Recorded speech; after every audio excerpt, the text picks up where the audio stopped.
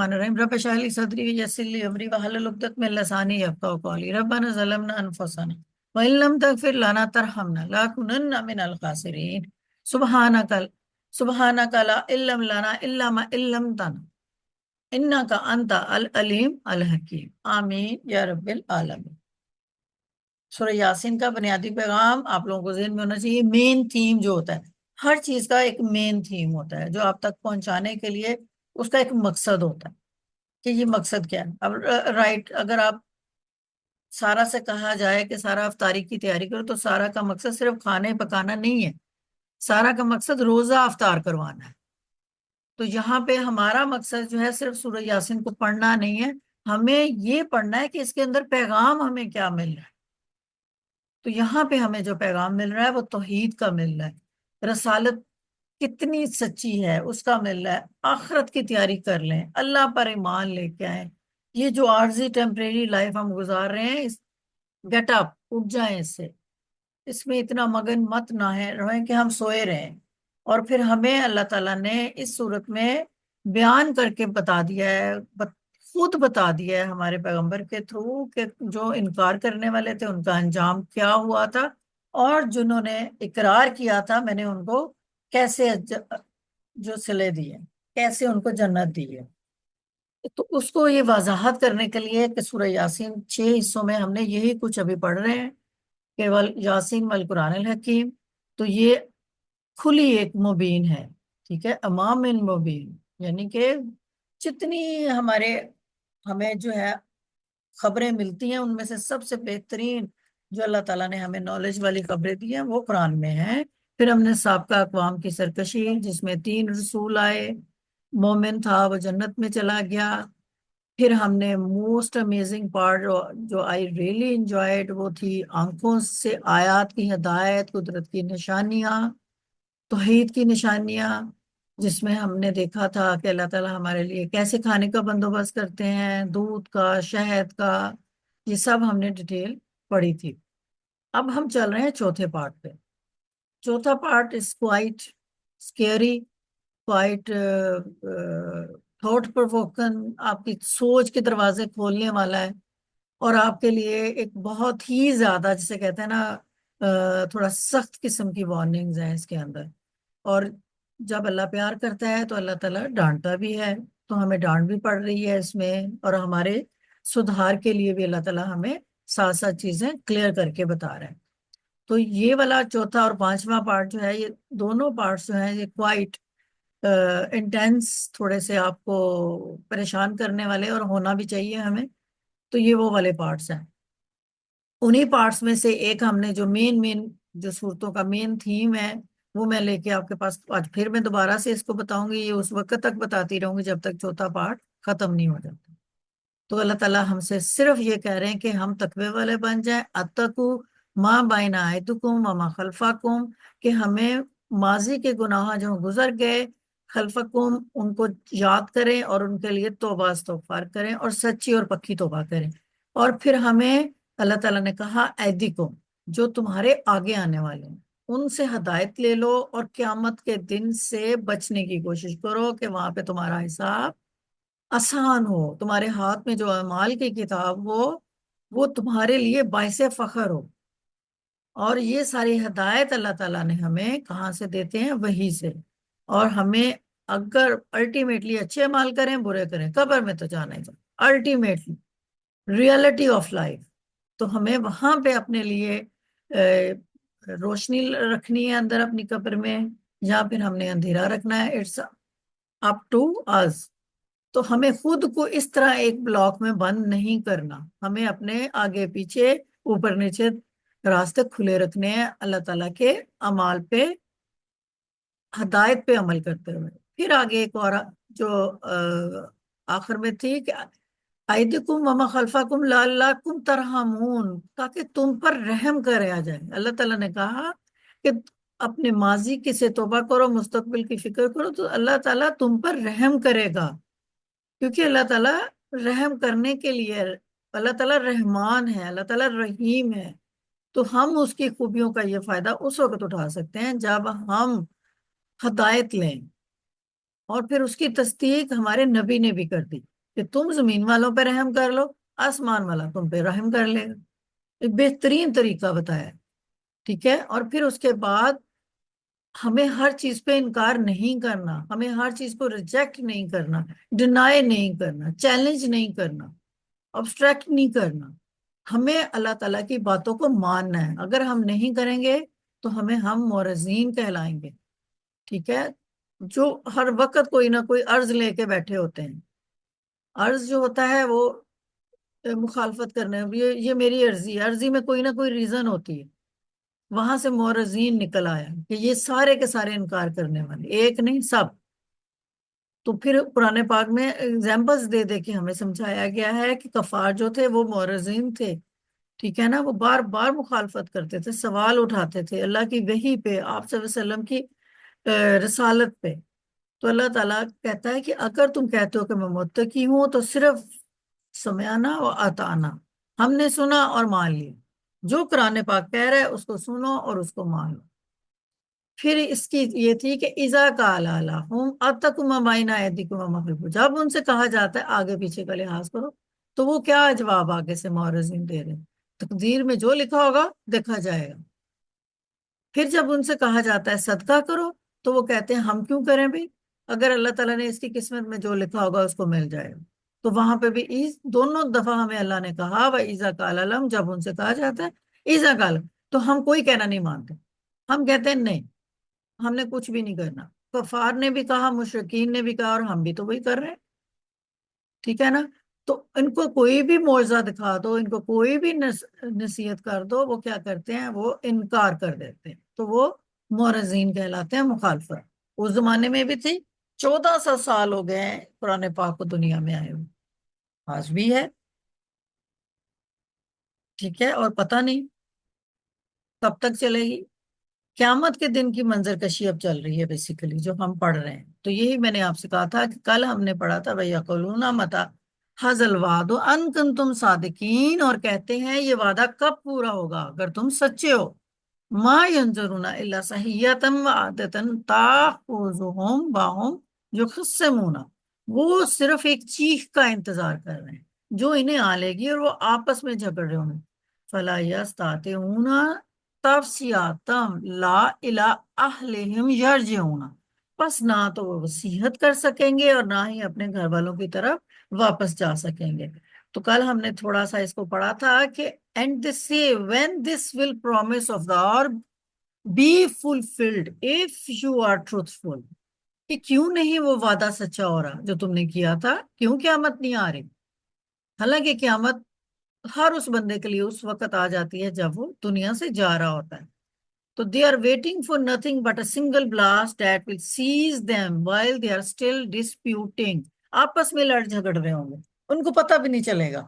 اور وہ جو چیخ ہوگی ان میں سے سب کے لیے ایک بلاسٹ کی طرح ہوگی، کوئی بھی نہیں بچے گا. جو کل میں نے آپ لوگوں کو اگزامپل بھی دی تھی کہ انسان کی نروز اتنی ڈیلیکیٹ ہوتی ہیں کہ اگر ہم اب ہیڈ فون بھی کانوں پہ مسلسل لگا کے سنتے رہیں تو ہماری ہیئرنگ میں پرابلم ہو جاتی ہے. اور ڈاکٹر کے پاس جائیں تو وہ کہتا ہے کہ ہیڈ فون لگایا جس کی وجہ سے ہیئرنگ میں پرابلم. سوچیں کہ کتنا تھوڑا سا میوزک ہوتا ہے یا کوئی کسی سے آپ بات کر رہے ہوتے ہو تو اس کی آواز ہوتی ہے. تو جب ایک چیخ آئے گی کہ جب پتھر تک ہوا میں اڑ جائیں گے، آسمانوں تک جو ہے یہ ہمارے پہاڑ چلے جائیں گے، اتنی زوردار آواز، تو انسان کیسے بچ سکتا ہے. اس کی نروز تو اتنا شور برداشت کر ہی نہیں سکتی، وہ پھٹ جائیں گی. تو so they will not be able to make a will or nor can they be returned to their families، کہ ان کے اندر اتنی بھی اس وقت ٹائم نہیں ان کے پاس ہوگا کہ نہ تو وہ بائے بائے کر سکیں اور نہ وہ وصیت لکھ سکیں. ایز اٹ از، جہاں جیسے کی بنیاد پہ بائے بائے ہو جائے گی. ٹھیک ہے نا. تو اس لیے وہ کہہ رہے ہیں کہ فلا یستطیعون توصیۃ، ٹھیک ہے، نہ وہ وصیت کر سکیں گے، وَلَا إِلَىٰ عَلَيْهِمْ يَرْجِعُونَ، نہ وہ اپنے اہل خانہ کو بائے بائے کر سکیں گے. ٹھیک ہے. تو یہ تھی کل کی صورتیں. آج ہم جو پڑھنے جا رہے ہیں اگین کوائٹ، جسے کہتے ہیں نا اسکیری نہیں ہم کہہ سکتے، تھوڑی سی سخت وارننگ ہے، لیکن ایسا تو ہونا ہے. تو ریالٹی تو ہمیں پڑھنی ہے. وَنُفِخَ فِي الصُّورِ، فَإِذَا هُمْ مِنْ الْجَدَاسِ إِلَى رَبِّهِمْ يَنْسِلُونَ، اور سور پھونکا جائے گا، سور پھونکا جائے گا تو وہ اچانک اپنی قبروں سے اپنے رب کی طرف دوڑتے ہوئے نکل آئیں گے۔ دین واٹ از سور؟ یہ سور کیا ہوتا ہے اس کو میں آج آپ کو بتاتی ہوں۔ وَنُفِخَ پھونکنا، نفخہ کہتے ہیں پھونکا جائے گا۔ عطائن کا نون آ رہا ہے کہ نہیں آ رہا؟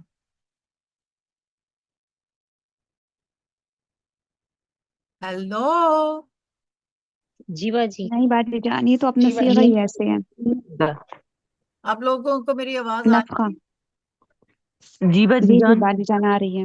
اچھا، وَنُفِخَ پھونکا جائے گا فی الصور، سور میں، فَإِذَا تو یکا ہم وہ تمام انسان، من نل اجداسی قبروں میں سے، الا ربہم اپنے رب کی طرف، ینسلون دوڑتے ہوئے نکلیں گے۔ یعنی کہ جب یہ آواز آئے گی تو وہ اپنی قبروں میں جب آرام سے جیسے بھی لیٹے ہوں گے تو وہ ان کی ہڈیاں فوراً سے پہلے جڑیں گی اور وہ صرف چل کے نہیں جائیں گے، بھاگ کے جائیں گے اپنے رب کی طرف۔ اتنی زور کی آواز ہوگی کہ کہتے ہیں نا مردے بھی قبروں میں سے اٹھ کے بھاگیں گے۔ اب تصویر میں تو وہ بھاگ نہیں سکتے تھے نا، اس لیے چلایا ہے میں نے ان کو صرف، ٹھیک ہے نا۔ وَنَفِخَ فِي الصُّورِ فَإِذَا هُم مِنَ الْأَجْدَاثِ إِلَىٰ رَبِّهِمْ يَنْسِلُونَ، اور سور پھونکا جائے گا تو فوراً اپنی قبروں سے نکلے اپنے رب کی طرف دوڑے چلے جائیں۔ تو اللہ تعالیٰ ہم سب کو اس دن اپنی حفظ و ایمان میں رکھے۔ اب آپ نے دیکھنا ہے غور سے، جو آپ نے ہمیشہ پڑھا ہے کہ یہ سور پھونکا جائے گا تو یہ ہوتا کیا ہے؟ وَنُفِخَ فِي الصُّورِ، سور میں پھونکنا۔ حضرت اسرافیل علیہ السلام کی ڈیوٹی ہے، وہ یہ کام کریں گے۔ اب یہ دیکھیں، نفخہ کہتے ہیں سانس یا پھونک مارنا، ٹھیک ہے نا۔ ہم فوراً جب ہم کچھ کہیں جل جاتا ہے، حالانکہ وہ ماں جو ہوتی ہے کہ بچے کو چوٹ لگتی ہے فوراً پھونک مار رہی ہوتی ہے، حالانکہ اس کی پھونک سے کچھ ہونا نہیں ہوتا ہے، لیکن وہ وہ پیار والی پھونک ہوتی ہے، ٹھیک ہے نا۔ اچھا، جب ہم چولہا جلا رہے ہوتے ہیں تو کبھی میچ باکس ہمارے ہاتھ میں ہوتا ہے تو ہم اس کی وہ جو سٹک ہوتی ہے اس کو پھونک مار کے بجھا دیتے ہیں اور وہ بجھ جاتی ہے، ٹھیک ہے۔ تو یہ جو نفخہ ہے اس کو کہتے ہیں سانس کے ذریعے پھونک مارنا۔ تو حضرت اسرافیل جب پھونک ماریں گے تو وہ سانس کے ذریعے پھونک ماریں گے، بٹ ان کے اندر بہت انرجی کے ساتھ وہ پھونک ماریں گے۔ اسور کہتے ہیں ایک بغل کو، آپ سمجھ لیں جسٹ لائک ایک ٹرمفا کہہ لیں، یا ایک اس طرح کا ایک باجا ٹائپ ہوگا، ٹھیک ہے نا، جو لکڑی کا کہتے بنا ہوا ہوگا، اور وہ مطلب حدیثوں میں اس کی ڈسکرپشن دی گئی ہے کہ کس طرح کا وہ ہوگا، تو اس لیے اس کو ہم قریب ترین اس شکل میں لے کے آتے ہیں کہ اس طرح کا وہ بغل سا ایک انہوں نے پکڑا ہوگا اور اس میں سے وہ زور سے اور اس کی آواز اتنی پوری دنیا میں پھیلے گی کہ پہاڑ بھی اپنی جگہوں سے اٹھ جائیں گے، یعنی کہ اتنی زور سے کسی چیز کو پھونک مارا جائے کہ اس میں سے آواز نکلے۔ اب یہ دیکھ، کسی چیز کو پھلانا یا بڑا کرنا، مطلب جب ہم پھونک مار رہے ہوتے ہیں تو ہم اس کو، بیلون جو ہوتا ہے اگر ہم اس کو پھیلاتے جائیں تو وہ پھٹ جاتا ہے، یعنی اتنی اس کے اندر ہوا بھر جائے، تو وہ اتنی زور سے حضرت اسرافیل علیہ السلام اس کے اندر اپنی پھونک لگائیں گے، ٹھیک ہے نا، کہ دنیا پھٹ جائے گی۔ اور یہ کیا کہتے ہیں، مخصوص پیدا کرنے والا اسور جو ہوتا ہے وہ آلہ ہوتا ہے، یعنی نفخو اسور، کہ نفخو پھونکا جائے گا، فی آئے گا میں، اسور۔ اب آپ غور کریں کہ اس آیت کو سمجھنے کے لیے، نفخا فی اسور، اور پھونکا جائے گا سور میں، ایک جسے کہتے ہیں بغل کہتے ہیں، یا ایک آلہ ہوتا ہے جو اس طرح کا ہوگا جس میں وہ اپنی پھونک صرف ماریں گے اور پوری دنیا تباہ ہو جائے گی۔ اس کو اب کلیئر ہوا؟ اب ہم دیکھتے ہیں کہ نفخہ کا جو مطلب ہے روح ڈالنا یا قیامت کے دن سور میں پھونکنا۔ اب یہ دیکھیں، یہ سور پھونکنا نہیں کہا جا رہا، سور میں پھونکنا۔ اب آپ کو کلیئر ہو رہا ہے کہ نفخ انفیکٹ پھونکنا ہے، اور سور جو ہے وہ ایک آلہ ہوگا جس کے ذریعے پھونکا جائے گا۔ اب اس کا مطلب روح ڈالنا بھی۔ اب حضرت آدم علیہ السلام کی تخلیق کے وقت اللہ نے فرمایا فَإِذَا سَوَّيْتُهُ وَنَفَخْتُ فِيهِ مِنْ رُوحِي فَقَعُوا ساجدین، پھر جب میں اس آدم کو درست کر لوں اور اس میں اپنی روح میں سے پھونک دوں تو تم سب اس کے سامنے سجدہ میں گر جانا. سورۃ الحجر. یہ دیکھیں وا نا فختو نوفخا فنفتو، کہ اب یہاں پہ تو کی ضمیر کس طرف جا رہی ہے؟ حضرت آدم علیہ السلام کی طرف۔ یہ اللہ تعالیٰ کی طرف جا اللہ رہی کی ہے، طرف، کیونکہ میں اللہ پھونک تعالیٰ دوں کہہ رہے ہیں نا کہ میں پھونک دوں گا. تو یہاں پہ دیکھیں اس کا مطلب ہے کہ روح کو بھی پھونکنا، نفخا روح ڈالنا یا قیامت کے دن سور پھونکنا. ایک ہی ورڈ، نون فے اور خا. ٹھیک ہو گیا. اب روٹ ورڈ کو دیکھیں اور مطلب دیکھیں. یہاں پہ وہ نفختو تو مطلب یہ ہو گیا کہ روح کو میں پھونک دوں گا، اور وہاں پہ نفخو سور پھونکیں گے. کس میں؟ نفخو فی السور، سور میں وہ جو ہے نا وہ پھونک ماریں گے. تو یہاں پہ اللہ تعالیٰ نے روح ڈالی ہے اور وہاں پہ اسرافیل پھونک ماریں گے. تو یہاں پہ اس ورڈ کا مطلب ایک یہ بھی بن جاتا ہے. اب یہ کہتے ہیں نفخ سے مراد اللہ تعالیٰ کا روح ڈالنا. پھر جب سور میں پھونکا جائے گا تو وہ یکا یک قبروں سے نکل کر اپنے رب کی طرف دوڑیں گے. یہ آیت ابھی ہم پڑھ رہے ہیں. حضرت اسرافیل علیہ السلام کا سور پھونکنا. نفخ فی السور جو قیامت کے دن آواز، جو کیا لکھا ہوا میری آگے یہ آ رہی ہے، یہ مجھے سینٹینس پڑھے. نفخ نشانیوں میں فی سے السور جو قیامت کی نشانیوں میں سے ایک ہے۔ نشانیوں میں سے ایک ہے. ٹھیک ہے. تو یہ آپ نے دونوں کا مطلب جو ہے ذہن میں رکھنا ہے. اور اب ہم دیکھتے ہیں السور. جیسے حضرت اسرافیل علیہ السلام قیامت کے دن پھونکیں گے، ایک مخصوص پیدا کرنے والا آلہ ہے جو قیامت کے دن بجایا جائے گا، جو اس شکل میں ہوگا.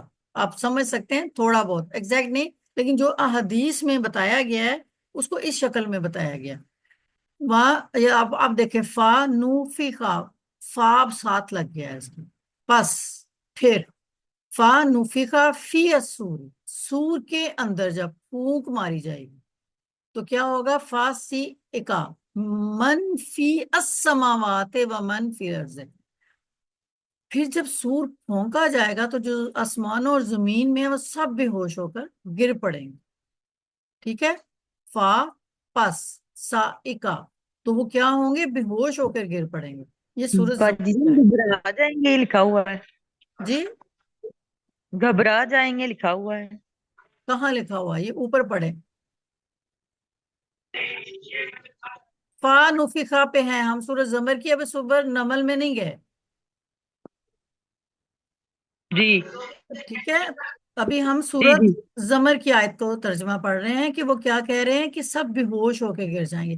اب کیپ ان جی مائنڈ یہ کب ہو رہا ہے؟ یہ قیامت کے دیکھیں آپ کو ڈفرینٹ جگہوں پہ کیا مل رہا ہے کہ بے ہوش ہو کے گر پڑیں گے، سور پھونکیں گے. تو یہ قیامت کے دن کی بات ہو رہی ہے. ابھی وہ آگے میں آپ کو کلیئر کرتی ہوں. ابھی آپ نے صرف ایک چیز رکھنی ہے کہ حضرت اسرافیل قیامت کا دن ان کے پاس ایک اسور ہے، ایک آلہ ہے، اس میں وہ پھونک مار رہے ہیں. جب پوری دنیا اڑ گئی تو جو مردے قبروں میں پڑے ہوں گے وہ اٹھ جائیں گے اور اٹھ کر گھبرا کر اپنے ہی اللہ کی طرف بھاگیں گے.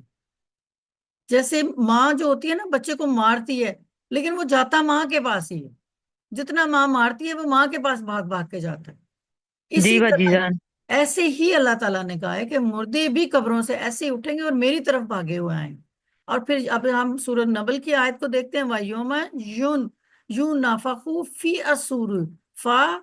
اب یہ دیکھیں فا زیا من فی السماوات و من فی الارض، اور جس دن سور پھونکا جائے گا تو آسمانوں اور زمین میں سے سب گھبرا جائیں گے. اب مردوں کی بات نہیں یہاں پہ ہو رہی، ٹھیک ہے نا، یہاں پہ بھی مردوں کی بات نہیں ہو رہی. ایک چیز آپ نے ذہن میں رکھنی ہے.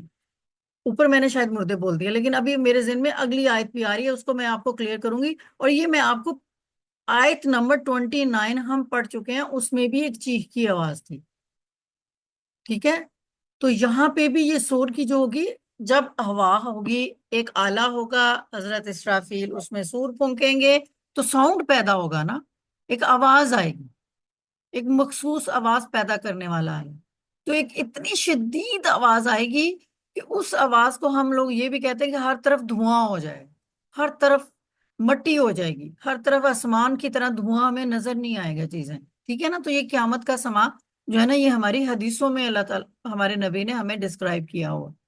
تو آواز تو اس کی بھی ہوگی، سور کی بھی آواز ہوگی، صرف یہ نہیں ہوگا کہ وہ مٹی ہوگی یا وہ ہوا ہوگی، ساتھ ساتھ میں آواز بھی ہوگی اس کے، ٹھیک ہے نا؟ تو ہی ہم گھبرائیں گے۔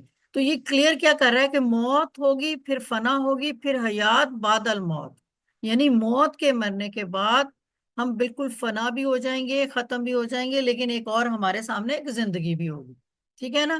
اب ہم پوری آیت پڑھ رہے تھے جس میں یہ والی جو آیت ہے، یہ یہاں سے زیادہ کلیئر ہے، ٹھیک ہے؟ اب یہاں سے آپ پڑھیے گا، وَنُفِخَ فِي الصُّورِ فِإِذَا هُمْ، اب یہ دیکھیں فَإِذَا هُمْ، اور سور پھونکا جائے گا، یہ دیکھیں یہاں پہ سور پھونکا جائے، پھونکنا ہے، فَإِذَا هُمْ من، ہم تو اچانک ہم، الجد الاجداسی، قبروں میں سے نکلیں گے اور اپنے رب کی طرف دوڑیں گے۔ ابھی آپ نے صرف اپنا توجہ پوری سور پھونکنے پہ رکھنی ہے، میں اس کو آگے کلیئر کروں گی کہ وہ صحیحۃ واحدۃ میں کیا فرق ہے، ٹھیک ہے؟ ابھی آپ نے صرف اس کو یہ سمجھنا ہے۔ ابھی میں نے آپ کو یہ سمجھانے کے لیے کہ الجاداسی قرآنی لفظ ہے اور اس کا روٹ ورڈ ہے جیم دال اور سا، ٹھیک ہے؟ عربی میں قبر کے لیے استعمال ہوتا ہے۔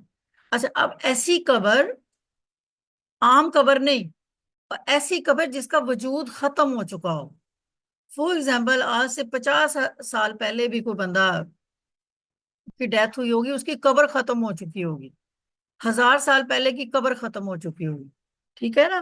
تو جو قبریں ہوتی ہیں جن کو دفنایا جاتا ہے لیکن وہ ختم ہو چکی ہوتی ہیں، لائک جیسے اگر میرا بھی گھر ہے، ہو سکتا ہے یہاں قبرستان ہوتا پہلے جو مجھے نہیں پتا اور گھر بن گیا اس کے اوپر، ٹھیک ہے نا؟ ایسی قبروں کی بات کر رہے ہیں، ان قبروں کی نہیں جو قبرستان والی ہیں، نو، جو ختم ہو چکی ہوئی ہیں۔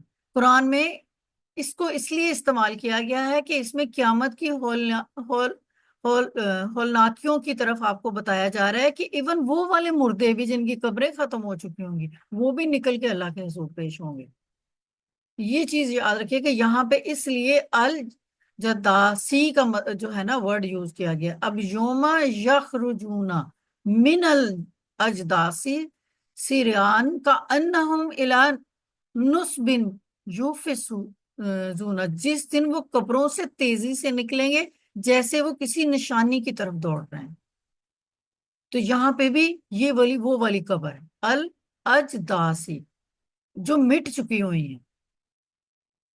اچھا، اب وہ کیا یہاں پہ الاجداسی صرف جسمانی قبروں کی نہیں، دنیاوی غفلت کی بھی علامت ہے، یہ ہم اسپرچولی اس کا مطلب بتا رہے ہیں کہ قیامت کے دن لوگ نہ صرف مٹی کی قبروں سے بلکہ اپنی دنیاوی غفلت سے کی نیند سے بھی جاگ جائیں گے۔ تو اس کو وہ کیا کہہ رہے ہیں کہ یہ صرف مٹی کی قبریں نہیں ہوں گی جو گم ہو چکی ہوئی ہیں، بلکہ جو دنیا میں بھی لوگ اس ٹائم رہ رہے ہوں گے، دے آر آلسو لیونگ، اگر وہ غفلت میں ہیں تو دے آر ان قبر، وہ ایسے زندہ ہی ایک قبر کے اندر ہے، جو وہ کیونکہ وہ غفلت میں ہیں، ان کو ہدایت نہیں ملی ہوئی، وہ ہدایت نہ مانگتے ہیں نہ طلب کر رہے ہیں، تو وہ بھی زندہ قبروں میں ہی ہیں، تو وہ بھی ایسے ہی بھاگیں گے، وہ بھی غفلت کی نیند سے جاگ کے اللہ کی طرف ہی بھاگیں گے جیسے بچہ بھاگتا ہے اپنی ماں کی طرف، ٹھیک ہے نا؟ تو دنیا اصل میں آزمائش ہے، اور اصل زندگی جو ہے نا وہ قبر کے بعد شروع ہونی ہے، ٹھیک ہے؟ تو یہ قبر ایسی ہوتی ہے جو یہ ایک قبر جس کو ہوتی ہے وہ جدس ہوتا ہے، جدس، جیم دال اور سا، بہت ساری، تو وہ جمع ہو جائے گی، تو ہم اس کو کہیں گے الجداسی، اگر ال ہٹا دیں گے تو جداسی، ٹھیک ہے؟ تو ہم نے اس کو جمع میں بنا لیا۔ کلیئر ہوگی اب آپ لوگوں کو یہ والی چیز کہ سور پھونکا جائے گا، اسرافیل کے ہاتھ میں ایک آپ سمجھ لیں جو میں نے ابھی آپ کو ایک شو کر کے دکھایا ہے، ایک آلہ ہوگا جس میں سے وہ پھونک ماریں گے صرف، اور اس کی اتنی ساؤنڈ ہوگا کہ ہر طرف دھواں ہو جائے گا، مٹی ہو جائے گی، پہاڑ ایسے روئی کی طرح ہوا میں ہوں گے، تو جو کھوئی ہوئی قبروں کے اندر سے بھی ایون جو آپ کو قبریں نظر آ رہی ہیں ان میں سے تو نکلنے ہی نکلنے، لیکن جو گم ہو چکے ہوں گے وہ بھی نکل کے بھاگیں گے اللہ کی طرف. اور جو دنیا میں غفلت میں جو زندہ لوگ ہوں گے لیکن اپنے اپنی دنیا میں مگن ہوں گے، وہ بھی، ان کا بھی یہی حال ہونا ہے. ٹھیک ہے، اب آپ کو میں بتاتی ہوں کہ ایک آیت ہم نے پڑھی تھی، آیت نمبر 29. اس میں کیا تھا؟ ان کانت الا سیاتن واحداتن فاذا هم خامدون. وہ تو صرف ایک زوردار چیخ تھی تو یکا یک سب خاموش ہو گئے، یعنی وہ ہلاک ہو گئے. ایک یہ والی چیخ ہے. اب یہاں پہ آئیں جو سور پھونکا جائے گا، وَنُفِخَ فِي الصُّورِ فَإِذَا هُم مِّنَ الْأَجْدَاثِ إِلَىٰ رَبِّهِمْ يَنسِلُونَ. اور سور پھونکا جائے گا تو یکا یک وہ سب لوگ اپنی قبروں سے رب کی طرف دوڑتے ہیں. اب یہ دیکھیں، ایک وہ چیخ ہے جب ہمیں سنائی دے گی تو ہم ہلاک ہو جائیں گے، اور وہ قیامت کا دن ہو. یہ قیامت کے دن کی چیخ ہے، جس قیامت کے دن کے ابتدائی مرحلے بتائے جا رہے تھے ہمیں یہاں. یہ وہ والی چیخ ہے کہ جب ہم مر چکے ہوں گے، قبروں میں ہوں گے، اور اگر ہم زندہ بھی ہوئے تو ہم اسپرچولی مر چکے ہوں گے. دنیا کی رونقوں میں گم ہو کے ہم لوگوں کے اندر وہ ہدایت نہیں ہوگی، تو دین ہم دوبارہ اللہ کی طرف جائیں. اب یہاں قیامت کے دن کے ابتدائی مرحلے تھے، یہاں قیامت کے دن کے آخری مرحلے ہیں. یہاں قیامت کے دن کی ہولناکی اور تباہی بتائی گئی تھی، صحیحتاً واحداتاً. اور یہاں پہ کیا کہ قیامت کے دن ہم اللہ کے سامنے حاضر ہیں. یہاں پہ کیا تھا؟ ہم ایگزام کے لیے، ہمارے لیے ریڈی فور ایگزام، ہمارے لیے امتحان شروع. ایک چیخ آئی، ہم مر گئے، قیامت ہو گئی. اور اس سے پہلے ہم نے تیاری کرنی تھی. یہ جو ابھی ہم ہیں یہاں پہ رائٹ ناؤ، یہ تیاری کا ٹائم ہے. لیکن جب چیخ کی آواز آ جائے گی تو ہمارا امتحان شروع. اور جب سور پھونکا جائے گا دین ریزلٹ ول بی آؤٹ. ہمارے ہاتھوں میں ہماری کتابیں ہوں گی، یہ فیصلہ ہو جائے گا جنت یا جہنم. یہ سور اس دن پھونکا جائے گا. اپنے اعمال، محنت اور تیاری کا احساس ہر شخص کو اس کے اعمال کا احساس کر لیں. ابھی سے اپنے اعمال کی تیاری کر لیں، کیونکہ اعمال کا بدلہ تو ملنا ہے اور قیامت تو آنی ہے. اور سنجیدگی سے لیں تاکہ جب ہمارا رزلٹ آؤٹ ہو رہا ہو تو اللہ تعالیٰ کی رحمت ہو اور عدل کا دن ہوگا. اللہ تعالیٰ اپنی رحمت ایکولی ڈسٹریبیوٹ کریں گے. یہ نہیں ہے کہ جس نے نہیں بھی کوئی نیکی کا کام کیا تو اس کو بھی اللہ تعالیٰ معاف کر دیں گے. جو ہم کہتے رہتے ہیں نہیں اللہ تو بہت غفور الرحیم ہے. اللہ تعالیٰ قاہر بھی ہے، اللہ تعالیٰ جابر بھی ہے، اللہ تعالیٰ انصاف بھی کرتا ہے، اللہ تعالیٰ عدل بھی کرتا ہے. یہ چیز بھی نہ بھولیں آپ لوگ. تو یہ دونوں آپ کو چیخوں کا، یا آپ کو یہاں پہ کلیئر ہوا کہ چیخ تو دونوں ہوں گی، کیونکہ آواز اس سے بھی نکلے گی، آواز اس سے بھی نکلے گی. تو وہ والی آواز جو ہوگی اس سے ہم ہلاک ہو جائیں گے، ہم مر جائیں گے. اور یہ والی جو سور پھونکنے والی ہوگی اس سے ہم اٹھ جائیں گے، قیامت کے پہلے کے دن دوبارہ زندہ ہو جائیں گے. یہاں ہم مر گئے تھے، جو کچھ بھی ہم نے کام کیے، اپنی کتاب رزلٹ ہم نے ایگزام کو تیاری کے لیے ہم قبر میں چلے گئے. وہاں بیٹھ کے ہم پچھتا رہے ہوں گے، ہمیں ایک دن اور مل جائے، ہمیں ایک ٹائم اور کا سجدہ مل جائے، ہمیں ایک رمضان اور مل جائے. وہاں بیٹھ کے ہم یہ والا ایگزام اپنا سوچ رہے ہوں گے، کاش ہم یہ، جیسے ہم پیپر دے کے باہر آتے ہیں نا، کہ کاش میں نے رات کو وہ جو لاسٹ کویسچن تھا نا ریوائز کر لیا ہوتا، وہی آ گیا اور میں اسے فیل ہو گئی.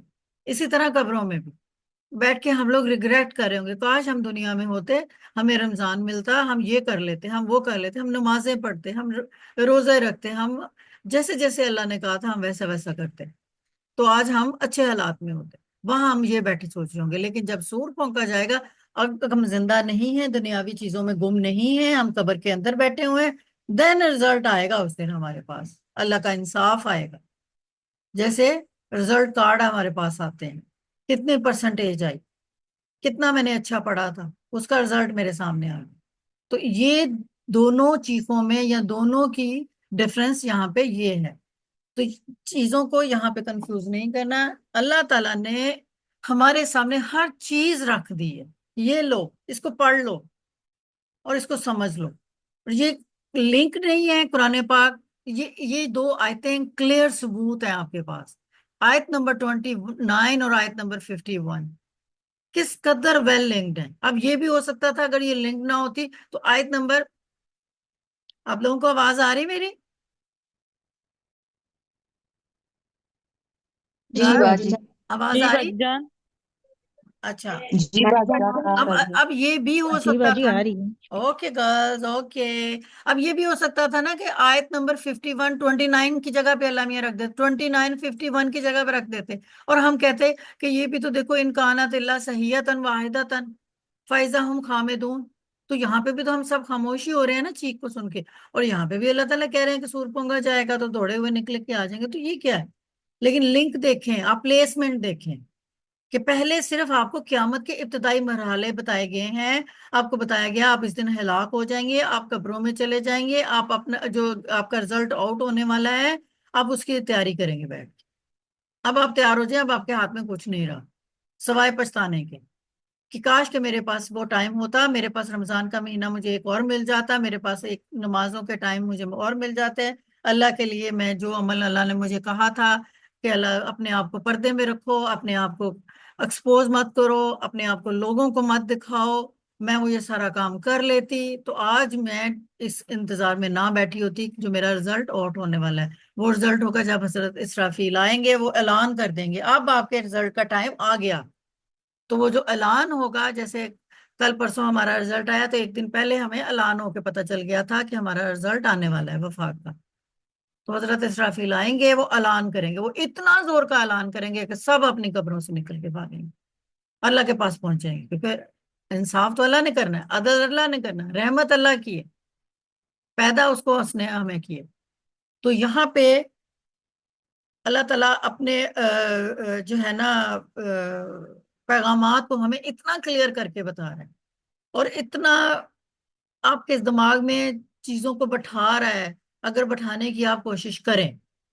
اچھا پھر اللہ تعالیٰ نے یہ پیغامات صرف آج نہیں ہمیں دیے, یہ اللہ تعالیٰ نے نا ہمیں انسان کو پیدا تو کر لیا, خلیفہ تو بنا کے بھیج دیا, آپ بھی خلیفہ ہیں, میں بھی خلیفہ ہوں, لیکن اندر اس کی سرکشی بھی ہے, اللہ تعالیٰ نے سرکشی بھی ڈال دی. ٹھیک ہے نا, کہتے ہیں نا اللہ تعالیٰ نے فرمایا کہ میں نے انسان کو کھنکتی ہوئی مٹی سے پیدا کیا, صرف کھنکتی ہوئی, سورۃ رحمان میں آتا ہے. ٹھیک ہے نا, تو صرف مٹی سے نہیں کھنکتی ہوئی جو شور کرتی ہے. جب برتن آپ نے دیکھا ہے نا مٹی کے سوکھ جاتے ہیں, جو ان کو آپس میں ٹکرائیں تو ان میں سے آواز آتی ہے, تو وہ بھی مٹی ہوتی ہے بٹ آواز آ رہی ہوتی ہے. تو اسی طرح اللہ تعالیٰ نے انسان کو بھی کھنکتی ہوئی مٹی سے پیدا کیا کہ جب یہ بولتا ہے, جب یہ ایکٹ کرتا ہے, جب یہ ورشپ کے لیے اس کو کہا جاتا ہے, یہ رسپانس دیتا ہے, تو یہ ریزسٹ کرتا ہے, ریزننگ مانگتا ہے, ریجیکٹ کرتا ہے, معجزے مانگتا ہے, اپنے آپ کو سمجھاتا ہے. اور پھر شیطان تو ہے ہی, اس کو تو اسسٹنٹ بنایا ہی ہوا ہے ہم لوگوں نے, وہ ہمیں آ کے ہمیں بتاتا رہتا ہے چیزیں, یہ کرو یہ نہ کرو, یہ کرو یہ نہ کرو. تو اللہ تعالیٰ نے یہ سارے پیغام ہم تک پہنچائے کیسے؟ ابھی ہمارے پاس تو آ گیا نا قرآن پاک, ہم تو فائنل لے کے بیٹھے ہوئے ہیں, اور ہم انتظار کر رہے ہیں صحیحۃ وحدۃ کا. ٹھیک ہے نا, جو ایک زوردار چیخ آئے گی بس. اب جب اس کے بعد جب شور پھونکا جائے گا وہ تو بعد کی بات ہے, ابھی تو صرف ہمیں چیخ کی آواز کو سنائی دینا ہے. ٹھیک ہے نا, لیکن اللہ تعالیٰ نے اس سے پہلے جتنے انسان آئے ان سب کی ہدایت کے لیے نبی بھیجے, رسول بھیجے, اپنے پیارے بیسٹ لوگ ٹرین کر کے بھیجے کہ جاؤ ان کو جا کے ہدایت دو, کھن کے نہ, ہدایت میں رہیں. لیکن انہوں نے نہیں مانا, اور جو ان کے ساتھ ہوا یہ ہلکی سی پکچر میں آپ کو لاسٹ منٹ میں شو کرتی ہوں. اب حضرت نوح علیہ السلام, ہی از دا اونلی ون پروفٹ کہ جن کی جو دعا تھی نا, ان کی دعا میں ہی اپنی قوم کی تباہی تھی. کوئی پروفٹ قرآن پاک میں ایسا نہیں ہے جس نے بد دعا اپنی قوم کے لیے مانگی ہو. یعنی وہ 950 سال زندہ, ان کی عمر 950 سال تھی, اور سوچیں 950 سال میں انہوں نے کتنی نسلیں دیکھی ہوں گی, آتی جاتی آتی جاتی. اور جب انہوں نے دیکھا کہ وہ نہیں ان کی بات مان رہے, نسل در نسل نہیں مان رہے, تو تب اللہ تعالیٰ سے انہوں نے, سورۃ نوح میں ان کی دعا ہے, وَقَالَ نُوحٌ رَبَّ لَا تَذَرْ عَلَىٰ الْأَرْضِ مِنَ الْكَافِرِينَ دَيَّارًا. اور نوح نے کہا میرے رب زمین پر کافروں میں سے کسی کو بھی نہ چھوڑ. یعنی یہ دعا جو تھی یہ ایک نبی, ایک رسول, ایک پیغمبر مانگ رہے تھے اپنی قوم کے لیے. اتنے وہ تنگ تھے ان سے, اتنے وہ ان سے ہرٹ ہوئے تھے, تو اللہ کیسے نہ سنتا؟ تو پھر اللہ نے سنی, وہ ان کی قوم کا جرم کیا تھا؟ جو شرک کرتے تھے، بت پرستی کرتے تھے، اور حضرت نوح جو ان کو دعوت دیتے تھے کہ شرک نہیں کرو، بتوں کی پوجا نہیں کرو، تو وہ ان کو سختی سے منع کرتے تھے، نارمل طریقے سے نہیں منع کرتے تھے۔ تو جب انہوں نے 950 سال کے بعد جا کے اللہ تعالیٰ سے دعا کی تو پھر اللہ تعالیٰ نے انجام کیا کیا؟ طوفان آیا، تمام کافر ڈوب گئے اور ان کے ساتھی بچ گئے، جس میں ہم نے پیچھے پڑھا تھا کہ کشتی تھی نوح کی، جس میں وہ سوار ہوئے تھے بیسٹ کپلز جو ان کے فالوورز تھے، اور ہر جاندار کا بیسٹ کپل انہوں نے اپنی کشتی میں ڈال دیا، اور وہاں سے لے کر وہ نکل گیا، اور باقی جو تھے ان کا بیٹا، ان کی بیوی، سب سمندری طوفان میں ختم ہو گئے۔ تو یہ حضرت نوح علیہ السلام آئے کیا تھے پیغام لے کے؟ یہی آئے تھے نا، اللہ کی ہدایت کا پیغام لے کے آئے تھے، جو آج قرآن پاک میں ہمارے لیے ہے۔ تو اللہ تعالیٰ نے یہ قرآن پاک میں مینشن اس لیے کیے ہیں نبیوں کے حالات، یا نبیوں کے جو دعائیں ہیں، یا نبیوں نے جو ایکٹ کیے ہیں، تاکہ ہم لوگ ان سے سبق حاصل کریں۔ ہمارے پاس نبی نہیں ہے، ہمارے پاس کتاب ہے نبی کی، لاسٹ پروفٹ۔ اللہ تعالیٰ نے سارے نبیوں کمپلیشن کر دی ہمارے لاسٹ پروفٹ صلی اللہ علیہ وآلہ وسلم پہ، ساری الہامی کتابوں کی کمپلیشن کر دی قرآن پاک میں۔ اور اس کے بعد اللہ تعالیٰ نے کہا اب میں انسان کو، جتنا یہ سرکش ہو چکا ہے، یہ دو چیزیں بھی نہ اگر اس کو سنوار سکیں تو پھر اس کے لیے جہنم تیار ہے۔ یہ تو حضرت نوح علیہ السلام کی تھی، ٹھیک ہے، جو میں نے آپ کو اس وقت بھی بتائی تھی کہ وہ کیسے کشتی میں سوار ہوئے، اور ہر جاندار کا ایک جوڑا جو تھا وہ کشتی میں تھا۔ اور یہ کہتے ہیں، مطلب اٹس نوٹ اتھینٹک، کچھ اسرائیلی روایات بھی ہوتی ہیں، اسرائیلی روایات ان کو کہتے ہیں، جو اسرائیل کے لوگ تھے تو یہ اپنی جب احادیث سنائی جاتی تھی صحابہ کے،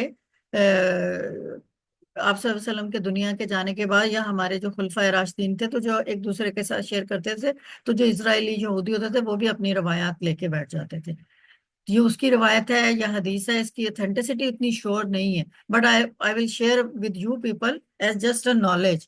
کہتے ہیں کہ جب حضرت نوح کی کشتی جو تھی، یہ اس میں ہر جاندار سوار تھا، اور یہ 7 دن ٹریول کیا تھا، تو اس میں گندگی بہت ہو گئی تھی، ظاہر ہے ہر جانور اس کے اندر تھا، ہر انسان اس کے اندر تھا، تو جتنی غلاظت تھی ان کی تو وہ ساری کشتی میں جمع ہو رہی تھی۔ تو دین اللہ تعالیٰ نے آٹومیٹکلی جو پگ تھا، سور تھا، اس کو پیدا کیا، کیونکہ وہ گندگی کھاتا ہے، وہ گندگی میں خوش رہتا ہے۔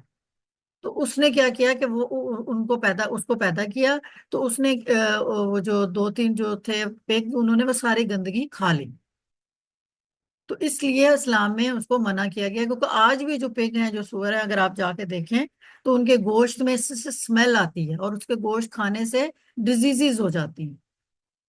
تو جو ہمارے اسلام نے آج سے 1400 سال پہلے منع کیا، تو وہ آج بھی اس کا پروون مل رہا ہے، اور ابھی تو کرسچنز بھی کم کھاتے ہیں، بہت سلیکٹڈ لوگ کھاتے ہیں اس کو۔ تو اس لیے وہ اسلام میں منع کیا گیا، کیونکہ وہ گندگی کھاتا ہے۔ تو یہ اتھینٹسٹی نہیں ہے، just the sake of your knowledge. اب آتے ہیں ہم کون سے پیغمبر ہیں؟ یہ حضرت ہود علیہ السلام اور ان کی قوم، انہوں نے کیا کہا تھا؟ اب یہ دیکھیں، یا قومی اعبدوا اللہ ما لکم من الہ غیرہ افلا تتقون، اے میری قوم، اللہ کی عبادت کرو، تمہارے لیے اس کے سوا کوئی معبود نہیں ہے، کیا تم ڈرتے نہیں؟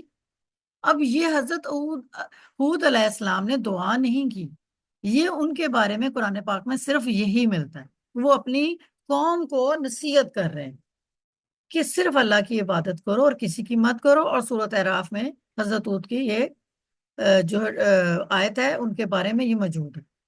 تو اب ان کا انجام کیا ہوا؟ ایک تیز اور تباہ کن ہوا کا انجام، یعنی قوم عاد۔ حضرت ہود کی جو عاد تھی وہ قوم عاد کہلائی، اور قوم عاد آپ کو پتا ہے کہ وہ کس لیے فیمس تھی؟ وہ بڑے بڑے محل بناتی تھی، پتھروں سے محلوں کو تراشتی تھی، ٹھیک ہے۔ اور جب بہت زور کی ہوا آئی، اتنی زور کی ہوا آئی، تو خالی ہوا نہیں ہوتی، ہمیشہ آواز بھی ہوتی ہے، کیپ ان مائنڈ، آپ نے ہمیشہ ذہن میں رکھنا ہے اس چیز کو۔ پھر میں آپ کو اینڈ میں بتاؤں گی کہ کون کون سی قوم جو تھی وہ آوازوں سے اور ہوا سے کے شور سے جو ہے وہ تباہ ہو گئی۔ تو یہ قوم عاد تھی، جن کے سارے محل یہ دیکھیں بالکل کھنڈر بن کے رہ گئے، کس کی وجہ سے؟ آواز کی وجہ سے۔ پھر اب نیکسٹ قوم کون سی تھی؟ حضرت صالح علیہ السلام اور قوم سمود. یاد رکھنی ہے آپ لوگوں نے، یہ جو میں نے آپ لوگوں کو بتا رہی ہوں کہ آپ کو پتہ ہونا چاہیے کہ کون سے پیغمبر کی جو قوم تھی اس کا نام کیا تھا. جو دین کے اسٹوڈنٹ ہوتے ہیں، جو قرآن پاک کے اسٹوڈنٹ ہوتے ہیں، ان کو یہ چیزیں فنگر ٹپس پہ آنی چاہیے. وَأَخَذَ الَّذِينَ ظَلَمُوا الصَّيِّحَاتُ وَأَصْبَحُوا فِي دِيَارِهِمْ جَاثِمِينَ. اور ظالموں کو ایک زوردار چیخ نے آ لیا، وہ اپنے گھروں میں ہی بیٹھے رہ گئے. اب یہ دیکھیں سیاحت، پھر چیخ آئی. ٹھیک ہے نا، ایک زوردار چیخ نے، وہ گھروں میں جہاں تھے وہیں بیٹھے، یعنی وہیں ان کے عذاب پھٹ کے ہوا میں اڑ گئے. اور یہ سورت ہود کی آیت ہے. اس قوم کا جرم کیا تھا؟ انہوں نے نافرمانی کی، انہوں نے اللہ کی نشانیوں کو جھٹلایا. تو پہلے انہوں نے کیا کہا تھا کہ ہمیں نشانی دکھاؤ کہ اللہ تعالیٰ ہے آپ کا. تو حضرت صالح نے پہاڑ کے اندر سے اونٹنی جو تھی نا نکالی اور وہ معجزے کے طور پہ دکھائی، لیکن انہوں نے اس اونٹنی کو بھی قتل کر دی. تو دین جب کہتے ہیں کہ حضرت صالح جب انہوں نے اونٹنی کو قتل کیا تو اللہ تعالیٰ کی جوش جسے کہتے ہیں نا غصے کو، غضب آیا تو انہوں نے ایک زوردار چیخنے آ لیا اور وہ اپنے گھروں میں ہی بیٹھے رہ گئے. اب یہاں پہ آپ دیکھ رہے ہیں کہ کس طرح وہ چیخ کے بعد ان کے حالات تھے، اور ان کا جو جرم تھا وہ کیا تھا، انہوں نے وہ اس اونٹنی کو قتل کر دیا تھا. یہ ایک آرٹیفیشل انٹیلیجنس سے کریٹ کی ہوئی پکچرز ہیں جو صرف آپ کو کلیئر کرنے کے لیے میں بتاتی ہوں. ٹھیک ہے نا، ایز اٹ از کیا تھا، اللہ نوز بیسٹ. بٹ یہ آپ کو ایک چھوٹی سے ڈسکرائب کیا جاتا ہے کہ قوم سمود جو تھی وہ کتنی طاقت، لمبے لمبے لوگ تھے، خوب طاقت والے تھے، پہاڑوں میں رہتے تھے، پہاڑوں کے اندر دیکھو یہ گھر کو تراشا تھا انہوں. لیکن جب ایک چیخ نے ان کا یہ حال کر دیا تو انسان کیسے بچتے. پھر دوسری آتی ہے حضرت لوط علیہ السلام اور ان کی قوم. کالا رب انصرنی علی القوم المفسدین. انہوں نے کہا میرے رب مجھے مفسد قوم پر غلبہ عطا فرما. اب یہاں پہ آپ نے یہ نہیں دیکھنا کہ یہ بد دعا ہے، نہیں، وہ غلبہ مانگ رہے ہیں. اب غلبے کا مطلب ہرگز یہ نہیں تھا کہ وہ اپنی قوم کے لیے بد دعا مانگ رہے تھے. نبی کی بد دعا جب لگتی ہے تو صرف ایک کشتی میں کپل بچتے ہیں، باقی ساری دنیا تباہ ہو جاتی ہے. ٹھیک ہے، تو جب نبی کی حضرت نوح کی جب دعا بد دعا ہوتی ہے تو اللہ نے کیسے ایکسیپٹ کی. لیکن یہاں پہ یہ دیکھ لیں کہ جب حضرت لوط نے کہا مجھے میری قوم پر غلبہ عطا فرما تو انہوں نے بد دعا نہیں کی. ہو سکتا ہے غلبے کا مطلب ہوتا ہے کہ میں ان کا دل نرم ہو جائے اور میں حاوی ہو جاؤں ان کے. ان کا قوم کا جرم آپ لوگوں کو پتا ہے، بے حیائی تھی، فحاشی تھی، اور حضرت لوط کی دعوت کو مسترد کرنا تھا، جو آج بھی LGBT کے نام سے چل رہی. اب تو مرد سے مرد شادی کرنے لگا، عورت سے عورت شادی کرنے لگی. امریکہ نے تو اس کو قانون بنا دیا، اور پاکستان میں بھی آہستہ آہستہ لوگوں کے دل اس کی طرف سافٹ ہوتے جا رہے ہیں.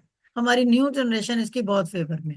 اب آپ لوگوں کا کام ہے اپنی جنریشن کو بتانا کہ یہ اتنی بڑا ایک کام تھا. جبکہ حضرت لوط کی قوم نے یہ کیا تو وہ پوری کی قوم جو تھی وہ کیا ہوا، ایک زوردار چیخ آئی، پتھروں کی بارش ہوئی جس نے قوم لوط کو تباہ کر دیا. کہ صرف چیخ نہیں تھی، پتھروں کی باقاعدہ بارش ہوئی تھی ان کے اوپر، جس سے قوم لوط بری طرح تباہ ہوئی تھی. نشان ان کا واپس نہیں باقی بچا. نبی کی جو بددعائیں ہوتی ہیں وہ بہت کم ہوتی ہیں. جیسے اب یہ دیکھیں، یہ قوم لوط کا زیادہ تر آپ کو ایک ایسی ڈسکرپشن ہے جس میں اندھیرا ہے، یعنی جو گھروں کے اندر ہیں لوگ، اور یہاں پہ یہ تباہی ہو رہی، آواز بھی تھی، اور یہ چھوٹے چھوٹے پتھر نظر آ رہے ہیں. یہ جتنا وہ ایک AI بنا سکتی ہے اس نے میکسیمم بنا دیا کہ یہ پتھر بھی آ رہے ہیں، ہوا بھی آ رہی ہے، اور پوری پوری ان کی عمارتیں کیسے تباہ ہوئی. ٹھیک ہے نا، کیسے ڈسٹرکشن ہوئی تھی. اچھا، پھر آ جاتی ہے حضرت شعیب علیہ السلام اور قوم مدین. فَأَخْذَتْهُمْ الرجفات فَأَصْبَحُوا فِي دَارِهِمْ جَاثِمِينَ.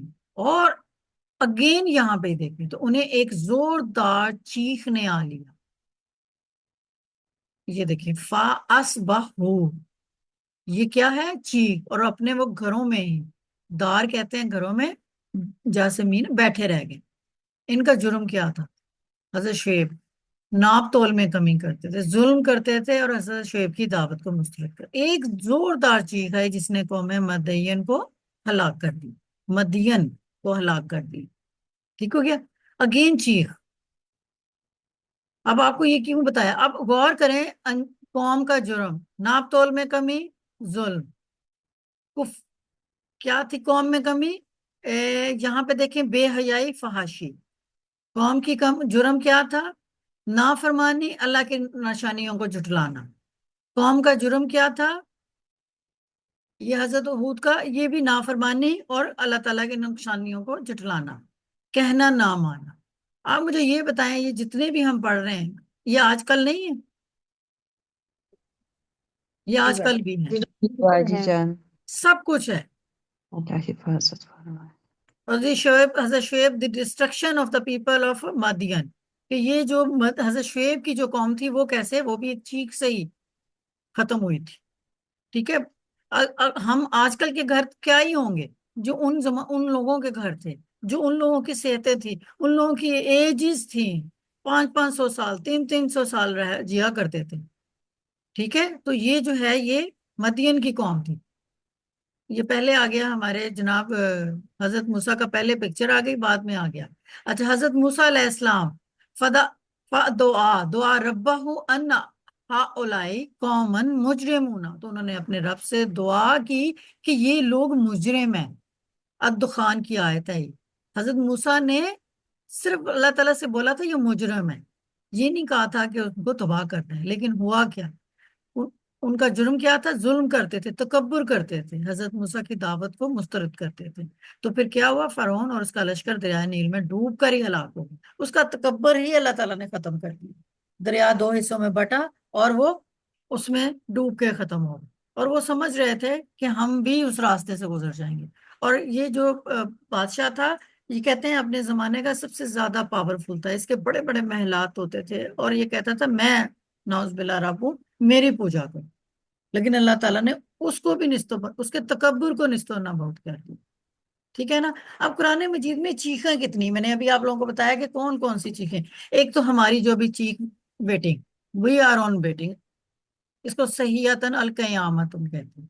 قوم لوط پر بھی چیخ آئی تھی، قوم سمود پر بھی چیخ آئی تھی، اور قوم شعیب پر بھی چیخ آئی تھی، ٹھیک ہے۔ پتھروں کی بارش ہوئی تھی، ہوا آئی تھی، ٹھیک ہے۔ تو کیا اس چیخ کا ہم پہ کیا اثر ہو؟ کیا وہ ساری کی ساری جو ابھی ہم پڑھ رہے ہیں قوموں کے جو اندر ان کا جرم تھا، وہ تو ایک ایک جرم تھا، ہم کولیکٹڈ لے کے بیٹھے ہیں۔ ان کے پاس بھی نبی آئے تھے، ہمارے پاس بھی آئے ہیں۔ ان کے پاس کتاب نہیں تھی، ہمارے پاس تو کتاب ہے، اس کے اندر اللہ تعالیٰ نے اپنا کلام لکھ دیا ہے، یہ لو اس کو پڑھو۔ اور پھر اللہ تعالیٰ نے کچھ لوگ سلیکٹ کر لیے، جیسے ابھی یہاں پہ بیٹھے ہوئے ہیں 6 7 8 لوگ خواتین، کہ ان کو یہ سیکھ لیں اور یہ لوگوں کو بتائیں، تو شاید لوگوں کو ہدایت آ جائے، شاید لوگ سمجھ جائیں اور اپنی عاقبت سنوار لیں۔ وہ جو چیخ اٹھ کے ساتھ ہم نے دنیا سے جانا ہے، سیئتاً وعدتاً، اور وہ جو سور پھونکا جائے گا اس دن، جو ہمارا امتحان ہوگا، وہ اللہ ہمیں اس میں کامیاب کرے۔ آؤٹ سٹینڈنگ کامیابی نہیں چاہیے، بس پاس کر دے، ہمیں پاسنگ مارکس چاہیے۔ اللہ ہمیں اتنا ہدایت دے دے، اللہ تعالیٰ ہم سے اتنے اعمال کروا لے کہ ہمیں صرف پاس کر دے۔ تو یہ چیز جو ہے، یہ میں نے آپ کو بولا کہ یہ والا پارٹ لٹل بیٹ ہیوی، لیکن یہ ہمارے لیے ضروری ہے۔ اب دیکھیں، آپ صلی اللہ علیہ وسلم غزوہ احد میں ان کو چوٹ لگ جاتی تھی، ان کے دانت جو تھے وہ شہید ہو گئے، ان کو بہت بلیڈ ہوا ان کا فیس، تو انہوں نے وہاں دعا مانگی تھی کہ جو قوم اپنے نبیوں کے ساتھ یہ سلوک کرتی ہے تو اللہ ان پہ کیسے رحم کرے گا۔ ایون کہ اس کے بعد اللہ تعالیٰ نے ہمارے نبی سے بھی ناراضگی کا اظہار کیا تھا کہ آپ کو یہ دعا نہیں مانگنی تھی، آپ کو یہ بات نہیں کہنی تھی، کیونکہ اس کا فیصلہ میں کروں۔ کس لیے کہا تھا؟ کیونکہ یہ سارے نبیوں کو ایسے ہی لوگوں نے تنگ کیا تھا۔ حضرت نوح نے، ہی از دا اونلی ون پروفٹ جنہوں نے پراپر اپنے لوگوں کے لیے بدعا مانگی تھی، اور وہ کمپلیٹ پانی میں ختم ہو گئے۔ تو اس لیے اگر ہم آج اپنے نبی کی بات نہیں مانیں گے، یا اگر ہمارے پاس جو قرآن ہے اس میں اللہ تعالیٰ قسمیں کھا رہے ہیں، یار یاسین والقرآن الحکیم، تو قسمیں کھا رہے ہیں کہ قرآن حکمت والی کتاب ہے، اور واو لگا لگا کے ہمیں اللہ تعالیٰ یقین دلا رہے ہیں کہ یہ نبی سچے ہیں، یہ قرآن سچا ہے. پھر ہمیں پورا ہمارا سورہ یاسین میں ابھی تک ہمیں نشانیاں بتا بتا کے ہمیں موٹیویٹ کیا جا رہا ہے کہ تمہیں کیسے پیدا کیا ہے دیکھ لو، تمہیں کیسے کھلا پڑا رہے ہیں یہ بھی دیکھ لو، اور تمہیں کس چیز کی فیسلٹیز دے رہے ہیں. تمہارے لیے پوری دنیا ڈیزائن کر دی ہے، چاند سورج، جو کہ آج کی سائنس اس کو پروف بھی کر رہی. وہ آپ کو ویڈیوز بنا بنا کے آپ کو لوگ دکھا رہے ہیں کہ سائنس یہ پروف کر رہی ہے. اور ابھی آپ دیکھیں کہ جو آئی تھنک لاسٹ سے لاسٹ ایئر ہر سال ایک شخص کو نوبل انعام ملتا ہے، نوبل پرائز ہوتا ہے جو آل اوور دا ورلڈ ایک انسان کو دیا جاتا ہے. اس نے کوئی نہ کوئی اچھا کام کیا ہوتا ہے دنیا میں، ہیومینٹی کے لیے، انسانوں کے لیے اچھا کام کیا ہوتا ہے. تو میرے حال پچھلے سال یا اس سے پچھلے سال ایک چائنیز تھا، اس کو نوبل انعام ملا. اس کو کس بات پہ ملا؟ اس کو اس بات پہ ملا کہ اگر انسان جو ہے اپنی باڈی کو 12 گھنٹے کی فاسٹ دے، کچھ نہ کھائے، اور اپنے 12 گھنٹے کے لیے اپنی باڈی کو، تو جو انسان کے اندر ایسے سیلز پروڈیوس ہوتے ہیں باڈی کے اندر جو نئے ہوتے ہیں، اور جو پرانے ہوتے ہیں وہ ختم ہو جاتے ہیں، نئے ان کی جگہ لے لیتے ہیں. تو جو اگر ہم کھاتے رہیں اپنی باڈی میں چیزیں ڈالتے رہیں، تو جو پرانے سیلز ہوتے ہیں نا وہ ڈیزالو نہیں ہوتے، وہ نئے سیلز کے اوپر ایک تہ جما لیتے ہیں. جو جماتے جماتے وہ سیلز جو ہوتے ہیں وہ کینسر کی شکل اختیار کر لیتے ہیں. ٹھیک ہو گیا. لیکن جب ہم فاسٹ کرتے ہیں، جب ہم روزہ رکھتے ہیں 12 گھنٹے کا، تو وہ جو پرانے سیل جو ہوتے ہیں جنہوں نے ایک لیئر جمائی ہوتی ہے وہ خود ہی ڈیزالو ہو جاتے ہیں. اس کو باڈی ہماری ایز اے انرجی کے طور پہ کھا جاتی ہے، اور نئے جو سیل ہوتے ہیں وہ اپنا کام کرنا شروع کر دیتے ہیں. اور ہمارے ریلیجن میں سال میں 1 مہینے کے روزے، یہ نوبل انعام یافتہ سائنس دان جو ہے اس نے پروو کیا کہ اگر 12 مہینوں میں سے آپ کو 30 دن کے روزے آپ رکھ لیتے ہیں تو آپ کی باڈی کے مردہ سیل ختم ہو جاتے ہیں. اور اگر مہینے میں 1 یا 2 روزہ رکھ لیتے ہیں تو وہ آپ کے مردہ سیل ویسے ہی آپ کے اندر ختم ہوتے رہتے ہیں اور نئے جنریٹ ہوتے رہتے ہیں. Isn't it amazing? This is so beautiful religion جو اللہ نے ہمیں دیا ہے. اور اللہ تعالیٰ نے ہمیں ہم جیسے ڈیزائن کیا نا ویسا ریلیجن دے دی. ہمیں نہیں کہا کہ بتوں کے آگے پوجا کرو، گندے پانی میں جا کے ڈبکیاں مار کے اپنے گناہ نکالو، ٹھیک ہے، یا پوری رات بیٹھ کے ایک خاص پوسچر میں، جیسے یہ گوتم بدھزم والے کرتے ہیں کہ ان کی جو باڈیاں ہوتی ہیں وہ لکڑی کی طرح ہو جاتی ہیں. فلیکسیبل عبادت ہے، دین میں سختی نہیں ہے. سال میں 30 دن کے روزے ہیں، ہم بہانے لگا دیتے ہیں، بیمار ہے میں روزہ نہیں رکھ سکتا. بیماری میں ہی تو روزہ چاہیے، بیماری میں ہی تو روزہ چاہیے. اور یہ نوبل انعام یافتہ جو بندہ تھا وہ پروف کر گیا.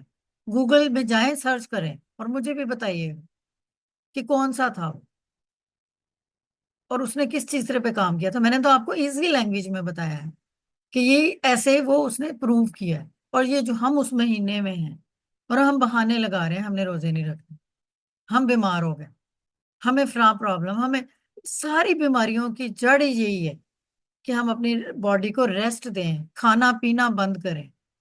ہر قسم کی بیماری ٹھیک ہو جائے گی، بڑے ہوئے پیٹ اندر چلے جائیں. یہ اور بات ہے کہ پکوڑے کھا کے ہم جو حال کرتے ہیں. ٹھیک ہے.